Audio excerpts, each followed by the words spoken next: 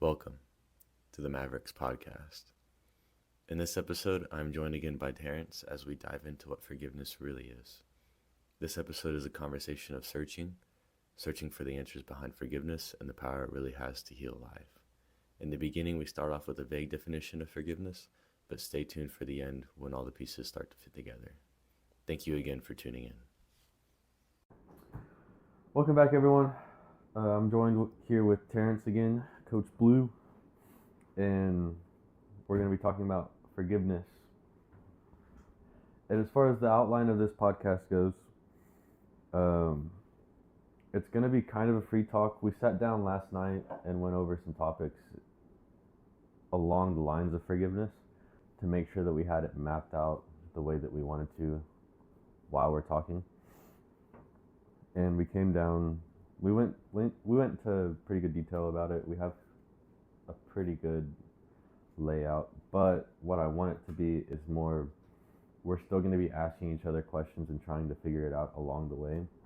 So there are some rooms for genuine talk throughout, and that's what I really want it to be. So we're going to be going off of this little layout that I have, and hopefully we have more questions along the way that we can ask each other, figure it out.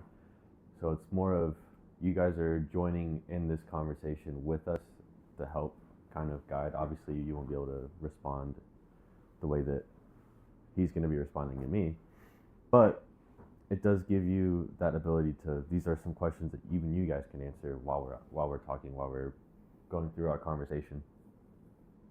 So that's kind of how I want it to start, or want the entire podcast for this episode to be laid out. So it's more of a free talk conversation, kind of like last time, but it's a little bit more guided. We kind of went off the seat of our pants last time. So this time around, we have a little bit of a guideline that we're going to follow.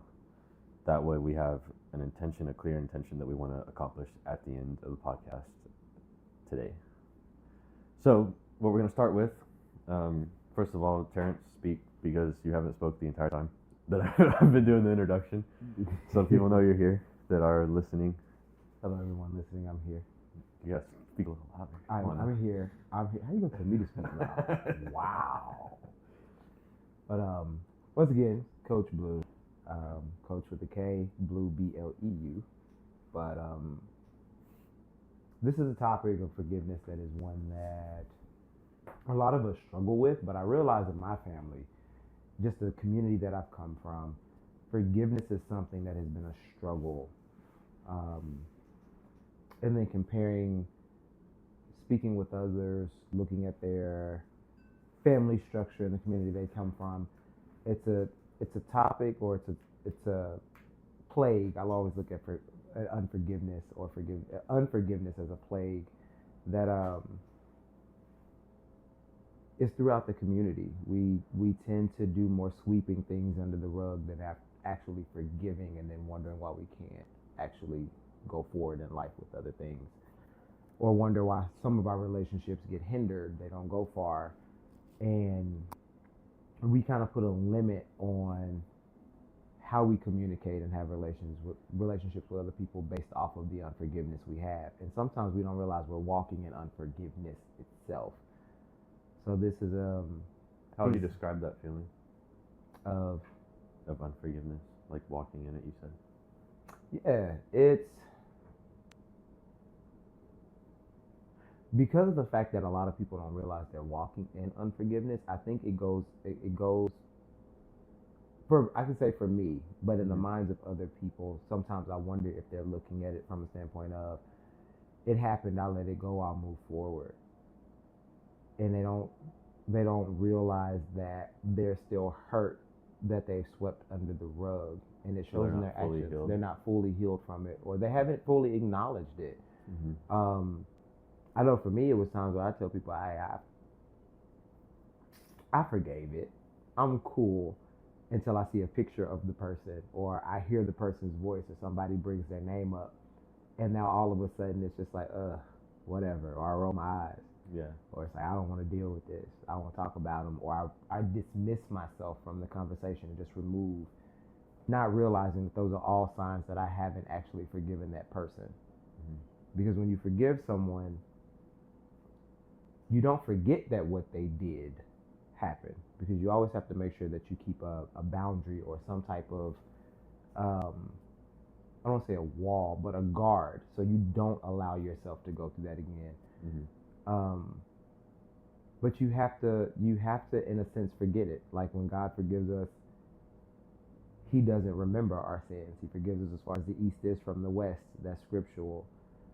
And we don't realize that when we can't get to that point in a situation, or when we haven't gotten to that point to where it's water under the bridge per se, that it really does hinder how we relate to other people and how it stifles things within our group and our community of other people. Because whether you like it or not, if there's somebody around you that you haven't forgiven and they're still a part of the family, Tension. it's still tension. Yeah, that's a topic for sure. I don't really like having tension around all the time. You don't want to have to live in that. But I would say walking in unforgiveness, I feel like that is just tension, like unnecessary tension. Mm-hmm. So like that, I feel like that's maybe the consistent walk. I'm not wording that right, but like just normally, it's just a little bit of tension, right? And then it builds up the more you experience that. Let's say in the example you used, the person, every time you see that person, the tension builds up a little bit, and then there's an emotional reaction. So I feel like that's maybe where we get the walking in unforgiveness. It's just constant or consistent, maybe not constant, but consistent tension at some level when thoughts of said person comes up. Maybe something like that. That's food for thought. We'll say it's tension. It's also but that tension can very quickly turn into bitterness. It can very much soon turn into resentment and then anger. And yeah, so the start would be the tension, and then if it's not dealt with, then it escalates. It just escalates, and then it eventually bleeds over into your other relationships. And that's the danger of unforgiveness, is you start persecuting people or holding people accountable for something someone else did. Like I look at it, in my viewpoint, it's kind of like when you go through a bad breakup, or a woman and a man have it out and they break up, and then every man that woman dates afterwards is paying for the sins of the man that hurt her the first time, and vice versa. It's just that it's a continual repetitive like thing. But when you look at like community, if I see you and I feel like I need to roll my eyes all the time, it just gets to a point of like, why? Yeah, it's unnecessary energy. Yeah. So basically deciding, which is why we're talking about forgiveness, it's like deciding it's not really worth it, because it's unnecessary energy that's expended towards something negative, which means it's just taking away from you. It's just taking away the energy that you can be putting towards something positive. So it's like, is it really? And sometimes when there's something that's mildly frustrating to me, I kind of sit there and I'm like, is this even worth making it a problem long term? It's like, is it going to matter 5 years down the line? If it's not, there's not really a point for me even wasting energy on it. Yeah. There's some things, like especially traffic, if there's some, which I'm expressive, but I don't really get upset. I'm just expressive, but I think it's fun. Yeah, but that's just me. But something as simple as that, it's just traffic in this sense. Is it going to matter 5 years down the line? No. What's the point of getting upset? Why do you have to rush to gain 2 minutes of your time? If you really have to save the 2 minutes, leave it and be more accountable with your time. Yeah. Like leave earlier. If anything, that's a you problem. That's just traffic. Like that's obviously don't translate that to everything, but essentially it's just small. It's too small of a problem to care. Because it's just taking unnecessary energy from you. But anyways, the first kind of line that we have is, what is forgiveness? Because I feel, we were talking about this last night, I feel like a lot of people misunderstand what forgiveness really is. Because I've heard other people experience or voice that when they say that they're forgiving someone, it's I'm being the bigger person, I'm forgiving this person, right? So I'm trying to be the bigger person, and then I do that just so it goes away.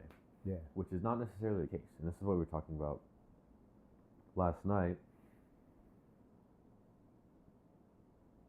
What I feel like forgiveness is, I don't remember the exact definition we put to it, but it's forgiving the event or the situation that happened and letting it go so that you can become healed and more yourself.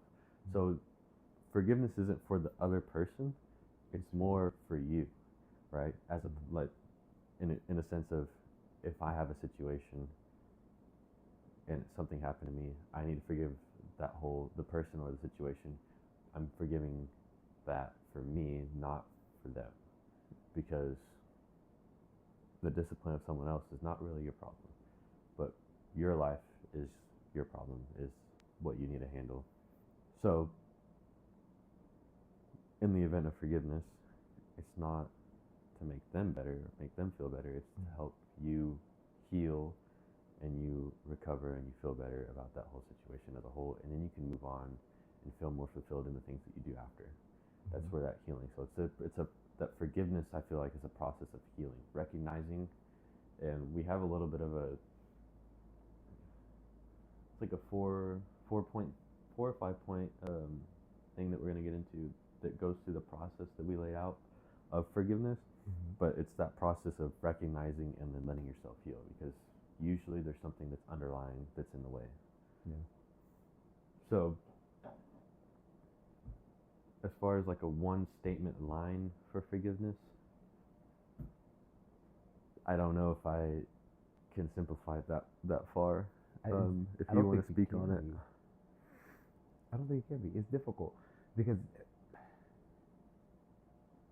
well, for me, I tend to look at things from a very, I guess, a logical standpoint, but then I look at things from a very biblical standpoint at times. Like we've talked about that. So if I'm looking at, like, one of the definitions for forgiveness that I would give is absolving someone of a debt that they cannot pay. That's interesting. Because if I look at it from a biblical standpoint, where God was concerned, he gave his son for us, for our debts, so that we can be forgiven. But I can never pay him back for what he did. Right. So it's for, yes, forgiveness is for you. Like, forgiveness, if there's ever a time in life to be selfish, it is when you forgive somebody. That's the best time to be selfish, because it's not for them, it's for you.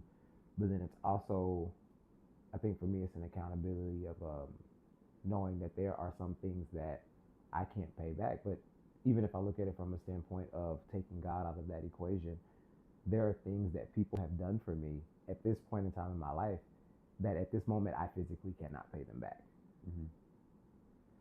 And even if I've wronged that person and they've forgiven me, I still may not be able to make good on the damage that I could have caused in their life, but they still forgave me in that standpoint. So it's very, I think forgiveness is one of those things where, because it can be so broad in the different situations we get placed in where we have to start showing forgiveness, it's kind of difficult to put a one line. Yeah, just a one-line definition. Just a one-line definition for it. Well, hold on. Let's look at the actual definition first. Like, get your phone, and then we'll see what the definition online says, and then maybe we can be like, that's not right. But I'm curious, actually. So I'm going to, because I have a dictionary, and it'll give me. Well, I guess forgiveness means the absolving of a debt. No, I guess that's technically what it is. What it is, but I am going to go back.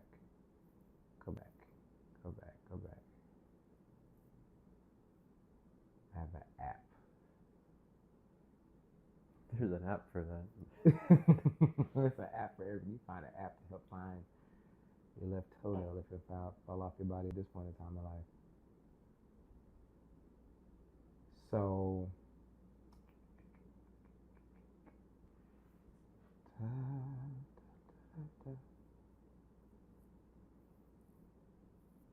and then my phone decides that it doesn't want to actually pull things up quickly.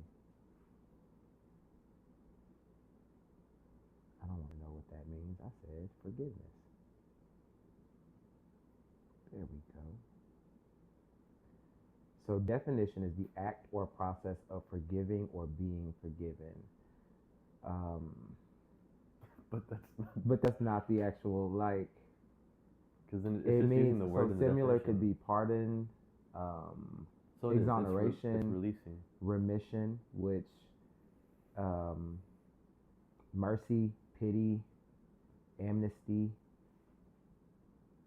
So it's absolving of the debt, basically. Mm-hmm. Well, that's interesting.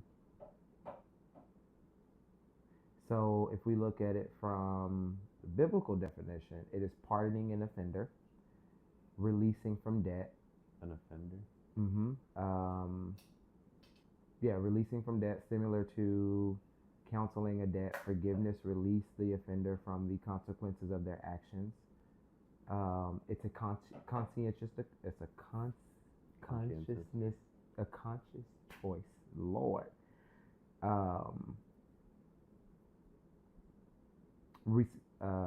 Reconciliation. Okay. Forgiveness requires repentance and its path of healing. So it is. It's absolving a debt, which is interesting because in this case, it would be more of an emotional debt or emotional toll that it takes on a specific person. A second definition of a biblical definition of forgiveness is to condemn the fault but to spare the doer. Okay, and that takes it to what we were talking about last night, which is the objectivity. Like, it's not about the event, it's about the person. The person. It's about the relationship. So that's interesting. So that's a connection there already. How I kind of want to start, well, we already started, but so that's essentially what forgiveness is pardoning a debt, or, absolving a debt. We'll say relationship-wise, right? In this sense, that's what we're talking about. So what I have next is that there's like 3 points, I guess. So it's forgiveness started. I believe forgiveness starts before the event happens. So it's like a lifestyle in a sense of what we were talking about. Forgiveness is a lifestyle. It's not something that you do moment to moment. So if you're living in that forgiveness lifestyle, it's more, and this is more of a relation to my life, is I live in a state of forgiveness, which means, and this is how I explain it, or how the best way that I can explain it is, usually when things happen to me, I let them go immediately. Like, there's no part of me that even wants to hold on to that kind of stuff. Whether it's materialistic or whether someone does me wrong or if someone hurts me, I handle it very, very well, and then I go on to the next thing. So it's a state of forgiveness, and it's something that I taught myself a while back when I was learning about forgiveness and like biblical principles, is God forgave us. Well, I don't want to actually put words in my mouth that I don't know are true, but essentially, like, if we ask for forgiveness, we're forgiven, right? And then we change our lives in accordance, which is what repentance is. My idea, or the lifestyle that I live, is before something even happens to me, it's already forgiven in my mind. Now, if you think about it in a deeper sense, it's like, well, how are you forgiving something that hasn't happened? And it's just because I choose not to hold on to those kinds of things, which means when someone does me wrong, I acknowledge it. There's a lesson that I can learn, so I learn the lesson, and then it's absolved, it's healed. Now, back when I was younger, I wasn't able to do that, obviously, so there's things that I have to heal, childhood traumas, essentially. So those things are still being worked through, but as of today and last few years, when someone does something to me that maybe someone in the world would typically feel some type of way, there's not much that really bothers me. And even my mom brings it up. She's like, "You really don't get bothered by much." And I'm like, "Yeah, no, there's not really a point in most things bothering me." So I mean, like, especially with my car, because it's just one problem after another, which I'm sure you're familiar with too. Yeah, that's ghetto struggle. Yeah. So with mine, it's like the AC compressor, and then now there's metal in the system, so we have to do even more work. So it's one thing after another. We were supposed to have it fixed last week, and now it's still going. But like, I'm not. It doesn't bother me. I mean, yeah, I've been dehydrated the last few days, but I recognize it now. I'm fixing it for the most part. I mean, this is my second caffeine drink today, but Wondering why you're dehydrated. anyways, You can't say that in front of me. You know, your nutritionist friend and all of that. yeah. Well, nutrition, like, technically I am too, but Yeah. I think it starts before, but you have to learn how to forgive before you can start learning the lifestyle of forgiveness. So that's why I was like, then I think this is maybe why I wanted to change it up a little when I was talking to you earlier. Like you mentioned, I completely forgot about it. Is because I have the start of it being forgiveness starts before the event. But if you're just now getting into forgiveness and you're just wanting to learn how to forgive or what the process even is of forgiveness, you probably don't want to start before the event, because you already, odds are, if you're beginning to search for forgiveness, there's a lot of stuff you haven't handled with or dealt with from your past. Yeah. So maybe that's the starting point. So we're kind of starting at the end, right? Essentially. So we're starting after the event, which is the third point. So we kind of need to go back to the events that happened and why they're bugging. Yeah. And then that's going to take us, so we're technically starting at the end of said events because we're present, and then so in a person's perspective, we're at the end of the event because we're present and we're talking about events that have happened in the past. And then we want to solve those so that we can move forward. Yeah. And moving forward, that's when you start living the lifestyle of forgiveness. So we're starting at the end. Now,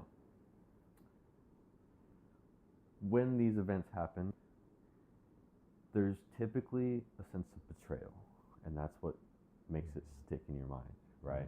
Because, like, as we were talking yesterday, there's events that can happen. The same event can happen, but two different people, you feel two different ways. Yeah. One is easier to forgive and go past. The other one sticks with you for years. Okay? Which means it can't just be the event, because if it was the event, it would happen every time. Yeah. So we're talking about the betrayal, which is essentially the shattering of the way that you felt about the person, or the way that you perceived the person. So the person that you have this kind of resentment towards, or the feelings that you have towards this person, that they wronged you. I lost my train of thought. Anyways, you have a shattered reality because you viewed them in a certain way beforehand, right? So before the event happened, you had this view of this person, and it was solid, right? So nothing could get through it. This is who that person was to you, and all the signs pointed to that's how that person is. So nothing was wrong. You had a viewpoint of that person. Then the event happens and it shatters, because now you have no choice but to view them a certain way. Like, you can't view them the same way because they did something that goes completely against the way that you viewed them in your mind. So now it's shattered. Yeah. Right? So now your mind has one view of them, and now your emotions has another view. So something happened. Now that person is a shattered reality. They're no longer the same person that you saw before. And that's where I think the event kind of happens, is now they're not the same person that you saw.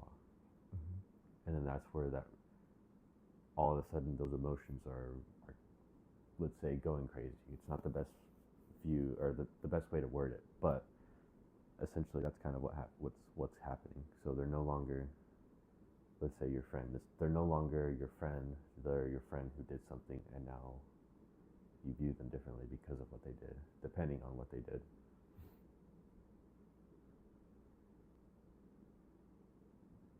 So the process that we're going to try and take a look at, which is forgiveness, is how we can take that shattered reality, find a way to change that story, change that reality, and let you heal from that specific event. Okay, so that's kind of the goal, right? So how can we help others develop a lifestyle of forgiveness? That's the goal. That's the message.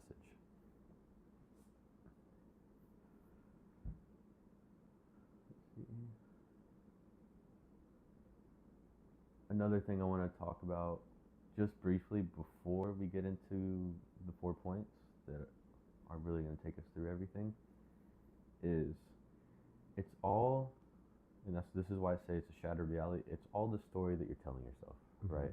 So the story that you're telling yourself about the situation, or the story that feels true to you, right? And we're going to use feel very specifically because it is how you feel. There's an emotion attached to it.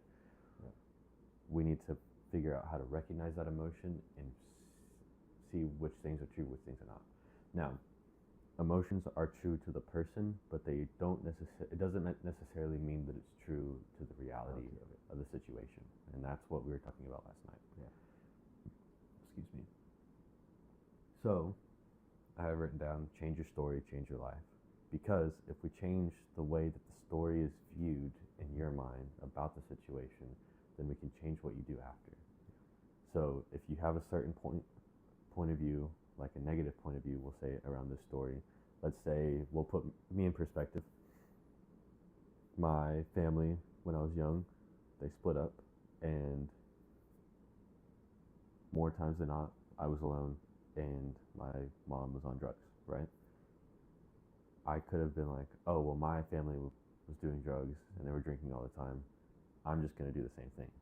Now, I can take that same story, and it's the same exact story, right? Because it happened. That's my life. I can choose it to be that story, or I can choose it to be, well, this happened, so I'm going to make sure that I have the best family possible, so that it doesn't happen to my children or my family in the future. Now, the same thing happened to me, right? On a baseline level, the same thing happened. My parents were on drugs. They split up. We had a lot of issues. Same story. The story that I'm telling myself about it is different. It's the ending of the story. It's the emotion that I have attached to that story, right? So in one situation, I can be like, this happened to me, so I'm going to pity myself, and I'm going to do that same thing. I'm going to drink. I'm going to do drugs. I'm going to have a horrible family, essentially, because I had that happen to me. So internalizing it, basically.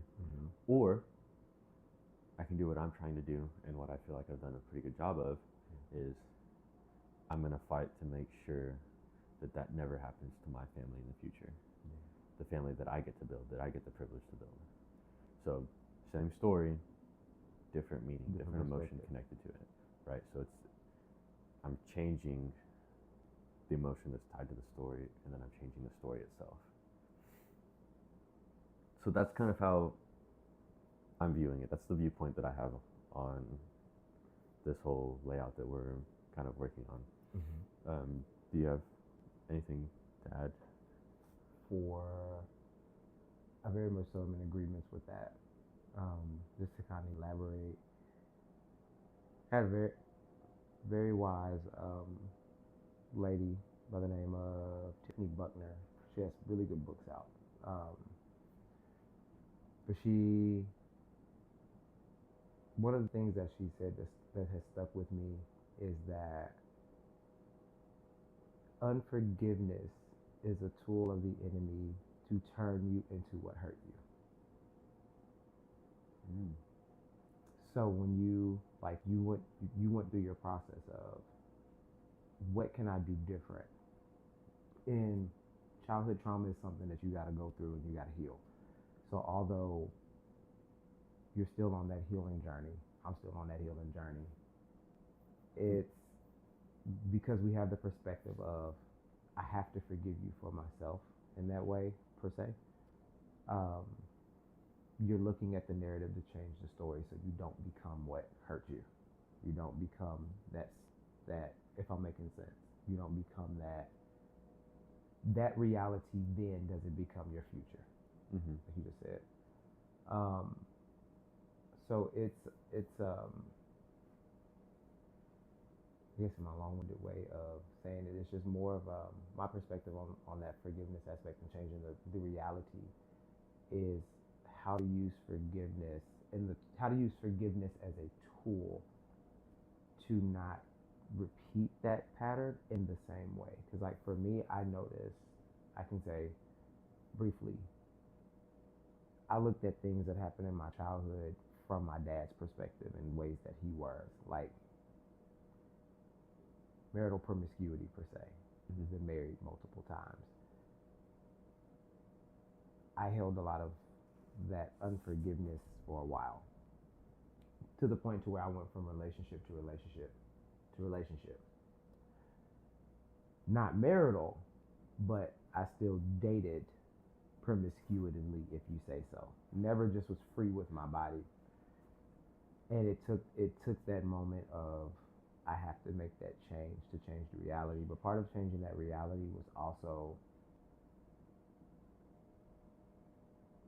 I just lost my train of thought. I just pulled to you. Oh goodness. I just pulled to you. Promiscuity. Was to, as you said, was to what was going to be, I guess, the baseline of what was going to be the baseline to, from the mental aspect of it, not even just from the reshaping of my reality, because that's a part of it. But what was I going to do?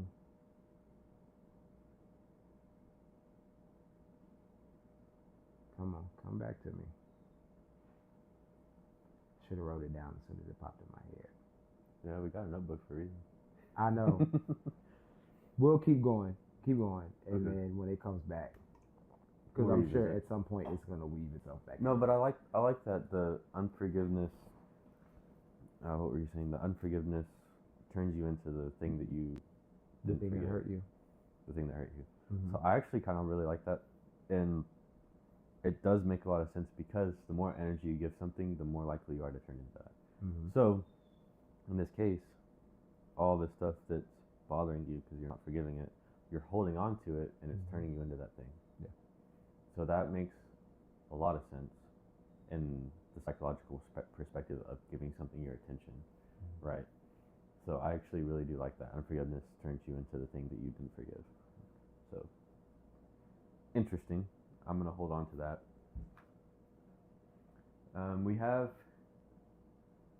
4 points, maybe 5 at the end, but we have 4 points that I want to touch on, and then I want you to ask me questions, help me clarify. If there's something that's not super clear, like pitch in and be like, hey, this doesn't make a lot of sense, or what do you mean by that, right? So ask and then input, right? Mm-hmm. The first point is what I have written down, truth about how you view the situation. Now, what I mean by that is you have to be able to recognize how you feel about it, right? Because you can be angry, but if you never take the time to ask yourself, why am I angry about this? What specifically happened to make me feel this way? Mm-hmm. We need to dig into that. Yeah. Right, and that's kind of starting from the end, like we were talking about a little bit ago. Mm-hmm. So we're starting from after the event, and we're looking back on it. So, how are you feeling about that situation? Why did what happened affect you in a way that made you feel that way? Okay, so we want to get down to the root of that problem. And if you can figure that out, and that's going to be rooted in, you got to ask yourself some questions, and you got to be willing to find that answer. Mm-hmm. You can't just give yourself surface level answers. You got to be honest with yourself. Yeah. Right? So we're going to have to dig into that. So, laying it out, Why do I feel this way? What specifically happened to make me feel this way? Right? Because again, your feelings are true. Okay, they're true to the person, right? So prospectively, what you're feeling is true because it's you. But it doesn't mean that the situation that happened is true. You just feel a certain way about how you view the situation. The situation itself could have been something completely different. And I'm not saying that it is something completely different, but that just because you feel some type of way doesn't mean it's true. But the feeling itself is true. The situation may not be true to the extent that your interpretation of it, right? So we want to figure out why you feel what you feel and why you feel that way.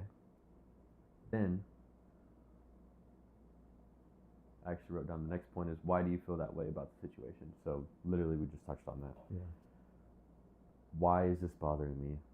Why did what they did affect me in such a huge way? What about that? And it could be a deep-rooted process. Like it could be something like we were talking about childhood trauma. Right? It could reach back to way when you were younger. And if that's the case, then we have to dig into what about that bothers me. And that's a big rabbit hole. I mean, you have to be willing to spend some time on that, right? Sometimes investing in a therapist because it's a rabbit hole. It's a rabbit hole. It definitely is a rabbit hole. When you've gone through it, depending on the circumstance, every circumstance situation is different. Or I should say, every offense is not the same. But like you say, you have someone who lied to you about something, and it irritated you, and it broke your trust or it broke your heart, and you're wondering like, why is it? And it can be something so simple. Like I've spoken with people who short story time, had a boyfriend planned her birthday party. He lied to her about where he was, dates and times, while planning the birthday party for her. It was a surprise. She was upset that he lied to her. So it became a big thing, like a big cry. I can't trust you. I can't believe a word you say. And it's like, for me, I'm sitting there looking at it like, girl, I wish somebody would plan something for me. My people don't even like me. However, it was rooted because her ex lied to her and cheated on her. Her dad lied to her. I'm coming to see you this weekend. She's waiting in the window. He never showed. Never comes, yeah. Her mom lied to her. I have your back. I'll always be there. But then when she remarried, she got left with her grandmother. And it was just a continual thing of people telling her, I'm going to be here, I'm going to be here, I'm going to be here. That when he told what we would consider a little white lie, it brought back all of those same things. And she had to literally go down the rabbit hole to her 5 or 6 year old self to figure out why that lie, which is a lie is a lie, a thing is a thing. Like, but why something that we would have considered to not be such a big deal in the grand scheme of things, with him planning something for her, was such a tumultuous thing. Like, why in that moment it broke her in a moment per se. So you have to be willing to go down all the hurt and the pain, and sometimes remove the scabs and the unhealed things that have happened to you. So when you say like you got to be willing to go down the deep rooted issue, you got to be ready for that. It's not something you just be lighthearted about, because if you really want to forgive, you're gonna have to start with the things that you still hold on to now. And that, even for me, when I was starting that process, that's a hard thing to do. And it might have started in my life a little bit earlier, but even then, I mean, and it helps that I don't remember the best, because I hit my head a lot. But still, that process was a pretty big process for me. Now, it's a struggle when you're going through it. But after you get to the end and you've forgiven and you're moving on, everything after that lifestyle that we're talking about, the forgiveness lifestyle, it's just so much better. your life becomes so much more fulfilling, and there's so much less that you have to spend energy on. Yeah. So yes, it sucks in the moment when you're going through this process, but afterwards it's like a miracle. Yeah. Like your life is just completely changed because you're not holding on to all that stuff anymore. It's a release. All that weight that you keep holding on to yourself, anyone, it's a complete release, and then you're free essentially. Yeah. So the next point is, what is the truth about the situation from a logical standpoint? So we've dug into the feelings. Okay, we figured out I'm feeling this type of way. I'm feeling angry. I'm feeling sad. I'm feeling betrayed. I understand why I feel that way now. So I went into the deeper process. Now I know why I feel that way. Okay, so now we know why I felt betrayed, why I felt angry, why I felt sad. Now we need to go back to that situation and understand from a logical standpoint what happened, what were the events. So we can get detailed, right, in that event, like this happened, then this happened, then this happened, or we can just have a vague, like, overview. I went to this block, someone pulled up on me and hit me in the head. I don't know. Yeah. But you can have a vague or you can go into detail. Either way, you want to just take that event that happened and you want to look at it from a logical standpoint, and maybe you can get other people's point of view to open yourself to new perspectives. So now you have more perspectives on that situation, whether it's from people that were in that specific environment when it happened, or even the person themselves, like what their perspective is, and if you want to go that far. I mean, that's completely up to you. So we're learning the truth about that situation in we'll say reality, in the logical facts. What do you have that's factual and that is for sure? Then, from that point, once you have that laid out, well, before we go there, when we think logically, we also have to.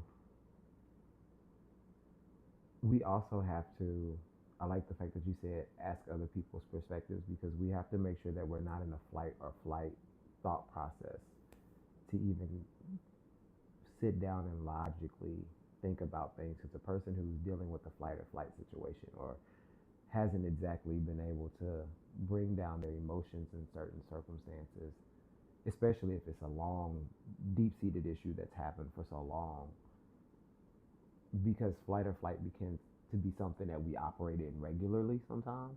You operate in that emotion consistently. If you're not at a place to where you've brought that emotion down, you're still not rationalizing things properly. So it's, when we think logically, it's are you in a position to where you know you can logically think about it?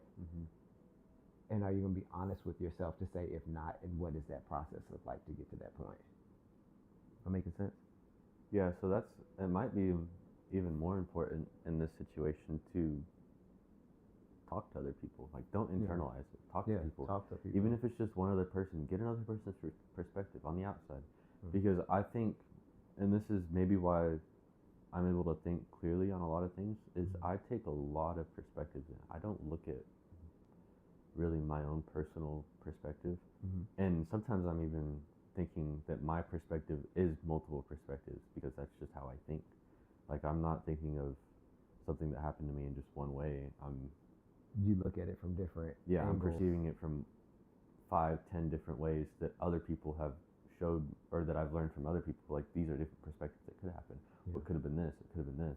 There's all these different perspectives, and not in a bad way where it's overwhelming, like I'm controlling those perspectives, but I'm seeing it from different points of view. Like, there's different, I guess, people in my head that are telling me, like, it could have been this, but it also, from that standpoint, there's other things. Because I've been in so many situations where, and this is why communication is so important, the simplest thing could throw someone off balance, and the other person who said it didn't even mean it in that way, right? So if you make a comment, or like I've been doing all day, I've made a comment that's quote unquote attacking you, or coming at you, right? If you could get upset about that. Yeah. I mean, but if you don't voice it, I don't know. You don't Because know. I'm just throwing out jokes.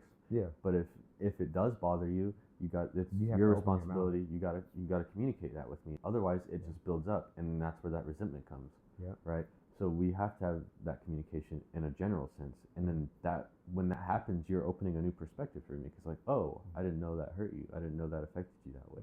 And sometimes it's not even so much as a offense, like, because we joke around, so it's not. I personally wouldn't be offended, but for some people, Hopefully. it could be like, well, hopefully you never say anything to offend me. But it's a safety thing. Like, can I feel safe with you? Mm-hmm.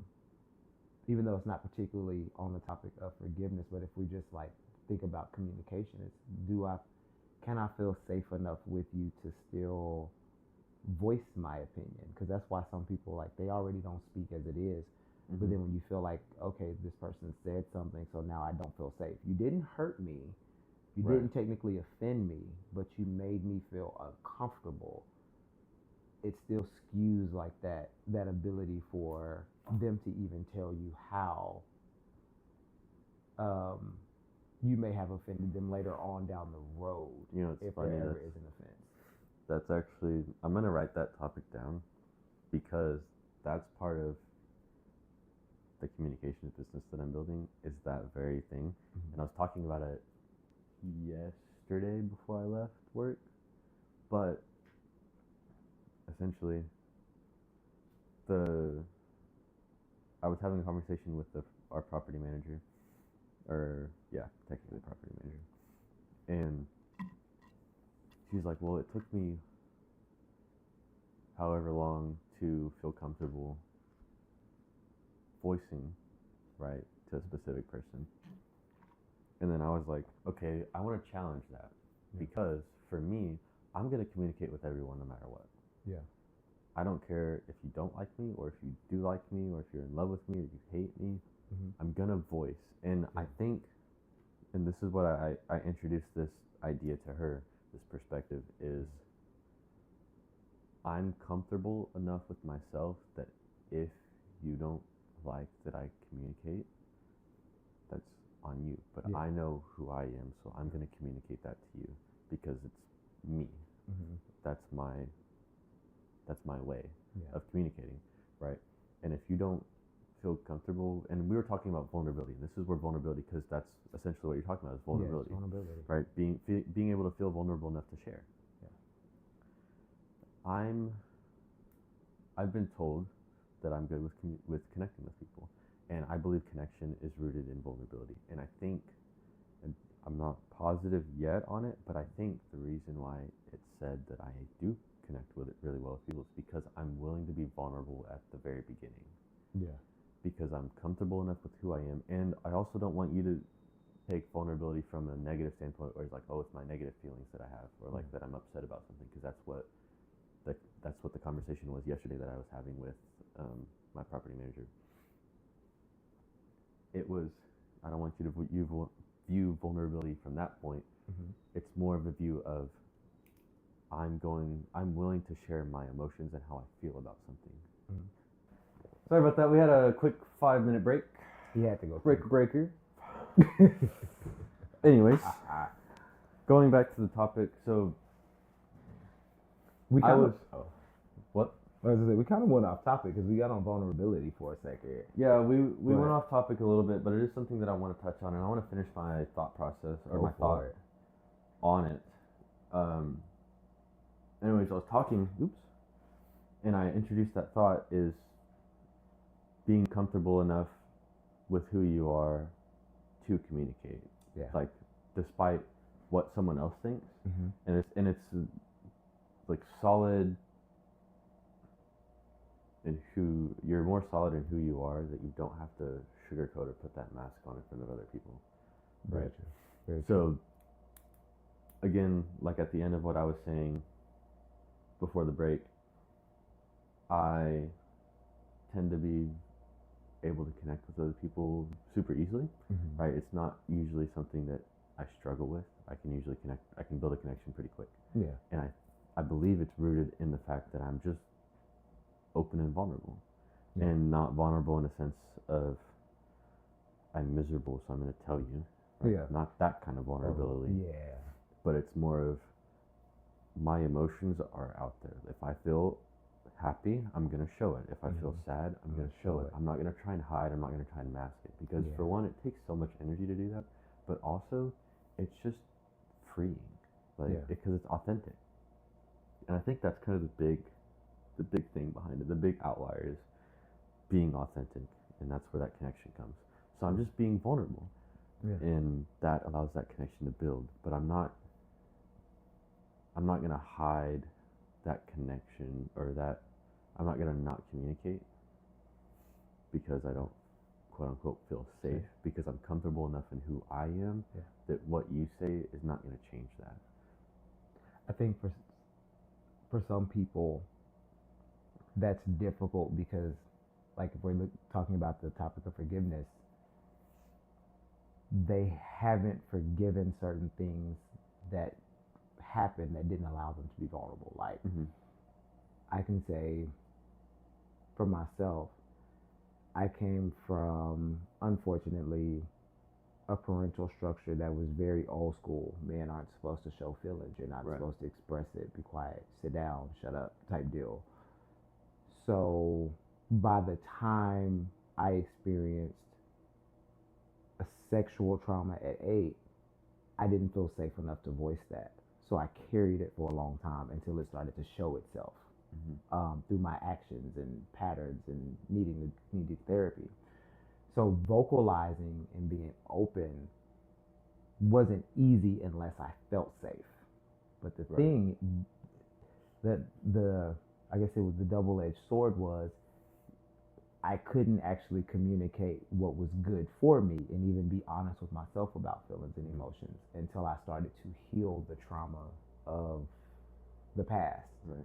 Well, and by no means is it easy. Yeah. Like, I'm not saying what I'm speaking now, it's taken me this long to get to that point. It's not easy to hit, right? I don't want it to sound like I'm speaking about it, but I don't want it to sound like, oh, it's a super easy process. Everyone should do it. No, it don't even come off that way, because it's a. No, it takes a lot of effort. I mean, even from my point of view and how I've gotten to that point, it takes so much effort because you have to be so comfortable with yourself, which not a lot of people are. Like this, it takes some effort to be super knowing who you are, and it takes a lot of time. I worded that horribly. It takes a lot of time to really understand who you are as a person, because you have to be willing to shut out all distractions and hear your thoughts and talk to yourself. Yeah. And that's where a lot of journaling comes in. Yeah. It's not an easy thing to hit. And I don't want it to come off that way. You said it didn't, but I don't want it to come off like this is super easy. You should do this like right now. No, not at all. I mean, it's a solid process. It's even when I started doing it, or started trying to be intentional towards doing it, it's taken me 4 or 5 years. And where I started was, I didn't talk to anyone no matter what. Like, I just stayed quiet unless I had to talk. And that was all throughout high school. So this is even longer. So what, 14? I'm 21 now. So we're going on 7 or 8 years. Yeah. Like, it's not an easy process. And even then, I didn't recognize it until I was maybe 17 or 18. And then I started opening up and being more intentional about it. And the more intentional I've gotten with it, the faster I've grown. Yeah. Right? Because it's where I've given my most attention. I made more progress the last year than any year combined. It's that exponential progress bar, right? The more you succeed, the more you start to succeed. And it's the same reverse. But it's not an easy process, and I don't want it to sound easy, because it did take some effort. But it's something that you should shoot for, or I believe you should shoot for, because if everyone was in that sort of sense, the communities that you build are so much better. The conversations and the relationships you have, even with just friends, it's way, way better, because you're communicating. And you're communicating things that you don't necessarily have to communicate, but it's there. It's there. Right? And it's that vulnerability in a sense of just being able to show who you are, which is your emotions, because you are what you feel. Emotional. And we try to shut that off so much. And one thing that I've learned is, for me, I've always told myself I want to be a vessel. I want to be a vessel that God can use to help other people. Mm-hmm. And in being that vessel, I have to also purposely have to seek out and develop those attributes of God. Say of like the fruit of the Spirit, gentleness, kindness, meekness. I have to be willing to be open. And it's been a journey because I've over the past 3 or 4 years I've been more expressive than I've ever been in my life. And it's come at the fact that I had to be vulnerable. I have to show that I'm happy. I have to show that I'm sad sometimes. Mm-hmm. There are days where I've literally wanted to cry. And that's okay. Because in order to say I want God to use me how and to be that vessel for him, he created us. He gave us our emotions. If we shut that off and don't acknowledge that they're there and aren't honest with ourselves about what's happening, we'll never achieve that vulnerability that we want to be completely transparent in our relationships, especially for those who seek marriage and want to be fathers or mothers one day. You have to be vulnerable with your kids. You have to be vulnerable with your spouse. Mm-hmm. If you can't be vulnerable with the person that you marry, who can you be vulnerable with? Yeah, you're spending the most time with. That's who you're spending the most time with. You wake up with this person. Hopefully you're on good terms. You go to sleep with this person. You're having children with this person.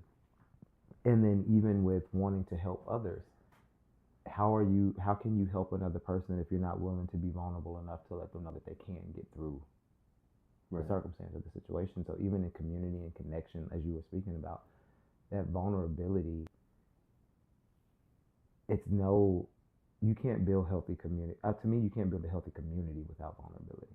No, not at all. Because it's all about connection. You can't connect unless both parties or all parties are willing to get themselves closer together. And like I was speaking in men's group, you can't bring more than one person together if you're not willing to have those walls down. And in that sense, if you have your walls up, that's ignorance, right? Because and not in the sort of negative tone of like, oh, nothing can get through to you. It's ignorance is definitional. Mm-hmm. It means you're not willing to take in what the information that's being given to you, and then you get frustrated because it's not coming through to you. You don't understand why you don't understand it, and you're not willing to take that time to understand what's going on. And like I was saying, you didn't hear me say this, but I was saying ignorance and vulnerability, they're not exact opposites, but they're pretty damn close, in my opinion, right? Mm-hmm. Because ignorance, you're refusing to let something in and it frustrates you, you get angry. Vulnerability is the opposite. You're willing to be open to everything, even if it does suck. You're willing to be open, and you're taking in that information and you're giving it to other people. Mm-hmm. So it gives that opportunity of connection, and you have to have that, or else your relationship just suffers with anyone. Mm-hmm. Excuse me, whether it's a community or a relationship or a friendship. So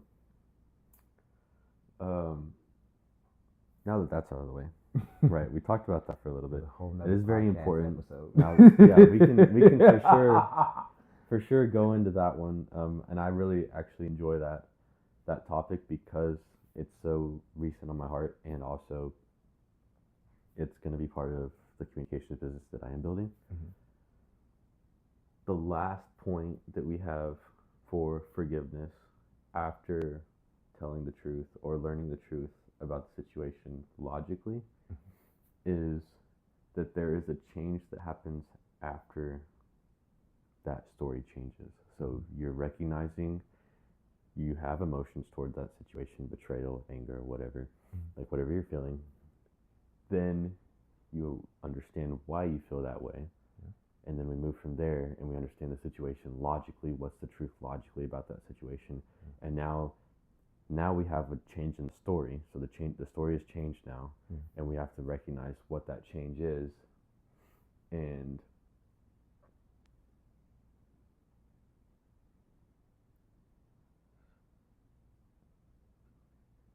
that changes the way that you view the situation. Now, what we went back and forth on this last night, me and Terance, and we are trying to figure out, well, we can't just say the change in the story is what the answer is, right? Yeah. Because it felt too vague. So we went down the rabbit hole, and the change in the story is the change in your heart. Yeah. And what I mean by that is, now that the story's changed, the emotions that you have associated with it are also changed. So you have to have a change in heart about the situation, because now you're viewing it differently. Yeah. And it kind of goes back to the same story that I told earlier. I could have taken the viewpoint of, I'm going to go out and do drugs and drink all the time because that's what happened in my childhood, and I'm going to pity myself, and that's what I'm going to do. Or I can take the path that I've taken and decide that I refuse to have a bad family. I want to build the best family that I possibly can. Yeah. Right? I took the story, I just took a different change of heart. I changed my heart about that story. Now, I'm not saying that my story originally was, I'm going to go do drugs and get drunk. Now, had I had troubles with those thoughts early on? Yes. But I had a change in heart of that story, and I chose to make it more focused on me building a family that was solid and that I can build something with, right? But your change of heart allowed you to build an actual foundation that would allow you to build that new, to build the new trajectory, to build that solid family and children up. What do you mean? So when we look at changing the heart, one of the things that I look at is, God tells us that out of the abundance of the heart, the mouth speaks. Correct. In that particular passage, we're talking about the mind. What's in your head, what's in your mind. And having that change of heart, the Bible tells you your to, mind. Yeah, well, it does. That it does. But it also tells you to guard your heart, for out of it flow the issues of life, which is also your mind. So that's guarding your thoughts, your feelings, your emotions. But that's also going deeper and realizing what, as you heal, because like talking about forgiveness, as you forgive, your mind starts to perceive things differently. And you can, like you said, you could have taken the route of drugs and going down that path, or you could say, what am I going to do to make my family better? So you essentially went into your heart, you went into your mind, and you started to demolish every negative thought, negative feeling, or I'll say, you started to demolish the things that you knew you needed to heal from. You started to break down that old structure. Like, say, look at it as a house. You went and you looked at that old home in your mind. This gotta go. And it's gotta go. We gotta demolish this thing. We gotta take a wrecking ball to it, like Miley Cyrus, and we have to have a blank slate. And then from there, you relay the concrete and the foundation, and you're building a new home on newly developed land, to say, these are the buildings, these are the frames that I need to build a stable home. This is the building. This is the sheetrock that I need to build a stable marriage. This is the proper interior flooring to be able to bring children into the family. So as you changed your heart, you started to actually change your which I don't think we realize sometimes, your viewpoint on what it is, what is family, what is it to be a father. Yeah, it's changing your perspective on the entire situation. So when we look at healing the heart, we start to actually heal so many different components and different things in our life that weren't necessarily right. Like for me, I never thought, as God started changing my heart, He changed my heart toward my father. So any bitterness and hatred, like for me and my standpoint, and unforgiveness that I had toward him, started to fade. But I started being able to also look at myself in the mirror and love who I saw. Because I look extremely like him. you put us side by side and you would think, outside of the fact that I have a lot of my mother's features, like within my face, I feel like I'm a good even mix, right? But I was always very prominent to see the things in myself of him when I looked in the mirror. And it was hard for me to love myself the way that I wanted to. Right. So in forgiving, when my heart started changing and looking at my father with the mind of Christ, because even though like we can thoroughly dislike a person, God still loves this person. Right. Like God is still like, you better not touch him. You have to let me. Like vengeance is mine. So anything that needs to happen, any punishment, reprimand, any way that I need to deal with my child, father, friend, ex-girlfriend, whoever it was that's in the, depending on the person, God is going to deal with them. But in that forgiveness, it started to change my heart. And it gave me a new taste for what I wanted and how I saw myself. Like just from a personal standpoint with my thing with forgiveness, is as my heart changed, it was like, no, I actually do love him. Now, do I have to accept the bad behavior? No. Do I have to allow the other things? No. But it changed my heart in the standpoint of even how I view to help other people. I'm less judgy in that standpoint. So it goes deeper than just, oh, well, I'm changing my heart. How does your heart change? And are you cognitive of how your heart is changing? It's like understanding. To understand, like, do you see the ways? Because your verbiage changes, your vernacular changes as you start to heal, and as you have a new heart and a new mind. Your vernacular changes, the way you see things.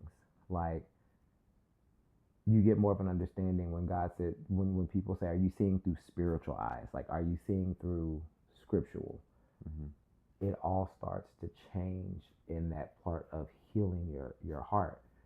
So I guess my question to you would be, would the heart change, is the heart change conditional? Depending, because it's going to be different depending on the person, but is the heart change, or how can I word this? What do you mean by conditional? Like, why? Well, no, when I said that, it was two thoughts coming together. Okay, I got so that's why I was you. like, You got it. Yeah. Because it is, the heart change is the heart change. It's going to be, how the heart changes is going to be depending on the person. Depending on the person and the situation. In the situation. That's why I was like, that's going to be conditional per se. Right. Because your situation is different than the next person's. That's why I wanted, because I don't want it to be too broad, which is why what we said, the change that happens after you change the story, like that's too broad. I want it to be specific enough to where you can take that and apply it to your own life. So that's why the change in heart. Yeah. And it's more specific, but it's still broad enough to where we can take it into our own lives. It's like, what's the change that's happening? The change that's happening. And because it's going to be different it's going to be different depending on the person and depending on the situation. Yeah. So if we both went through the same situation, we're going to take it in differently. It can't be just based on the situation, and it can't be just based on the person. Yeah. So everyone's going to process things differently. But I think that we can agree, baseline, what happens when that forgiveness starts is after we change that story, it starts in our heart. Our heart changes, our perspective about that situation changes. And now we can start leading into that forgiveness, and essentially, based on the definition, getting rid of that debt that we held on to. Yeah. Because in reality, it's not a debt against them, it's a debt on yourself. Because you're the one who's holding on to the weight. Yeah. Right? Yeah. So we need to get rid of that weight. It's a debt that you're putting on yourself. It's a burden that you're putting on yourself that you don't need. You know what I mean? And you really can't carry it. And it was never yours to carry in the first place. No, because, I mean, long story short, they did it, not you. Yep. So we got to get that out of there. We don't need to hold on to that burden. It's not ours to carry. Yeah. So that's where that change of heart comes in. That's where we're forgiving the burden. I think we just stumbled upon the actual the definition of forgiveness is forgiving the debt that you held on to yourself. Mm-hmm. Getting rid of the debt that you held on to yourself. Yeah. Because that's what it is. It's personal. It's a debt. You're holding on to it. Yeah. So I think we outlined, and actually, I'm gonna be honest. We just tackled the beginning of forgiveness, because we tackled how the definition Mm-hmm. and the process of starting to forgive. That's after the event. We still have. Mm-hmm. We could still tackle the lifestyle of forgiveness, and I think that should be another episode. I think that should be as well, because the lifestyle of forgiveness, It's it sounds like it's an easy thing, but the lifestyle of forgiveness, to actively walk in forgiveness every day, it's a conscious choice. mm-hmm. And you have to be willing to take that new heart and that new mind, and you have to be conscious of walking in that every single day. Oh yeah. Because as you heal, especially from childhood trauma, the deeper you go with trauma and the deeper you heal, you have to sometimes, and I've said this before, it's like you're peeling off a scab that didn't heal properly, and you're allowing all the infection to bleed so it can heal correctly. Mm-hmm. And there may be a situation you go through, and you go to your therapist, or you speaking to your mental health coach or counselor or life coach, and they peel off a scab, and those same feelings that you had before you forgave somebody will be the same feelings that try to come back again. And you have to actively make that decision of, I'm gonna forgive this today, because I forgave you last time. Mm-hmm. I forgave you last time. So it's the lifestyle of forgiveness gets easier. It does. Because I don't want anyone to think like, oh my gosh, I'm going to live in a constant state of this. No, it gets easier. Mm-hmm. Just like when you don't know how to sing and you go to a vocal coach. Eventually you get taught. You get better. Hopefully. And if not, singing just isn't your thing. So maybe that was a bad analogy. But eventually practice makes perfect. And practice makes progress. I don't like practice makes perfect. Practice makes progress. You know what? I like that a little bit better. Sorry. Practice makes progress. That's okay. That's okay. Because I just told you earlier, I have to get out of that state of wanting to be perfect. So thank you for that accountability in that. But you get better at it. So it's the lifestyle of forgiveness is one I think that we can go down a rabbit hole on. Yeah. So today we tackled, I think, what forgiveness really is, Mm-hmm. and that is absolving the debt that you're holding on to within yourself, Mm-hmm. getting rid of that weight. That's what forgiveness really is. Yeah. Next time, this is where we say adios. Next time, I think the topic will be trying to live a lifestyle of forgiveness. Mm-hmm. And then we can also talk about vulnerability a little bit as well, because I think we can tackle both in the same process. If not, we can have a part 2. We can. So it's not a big deal. We have some time coming up.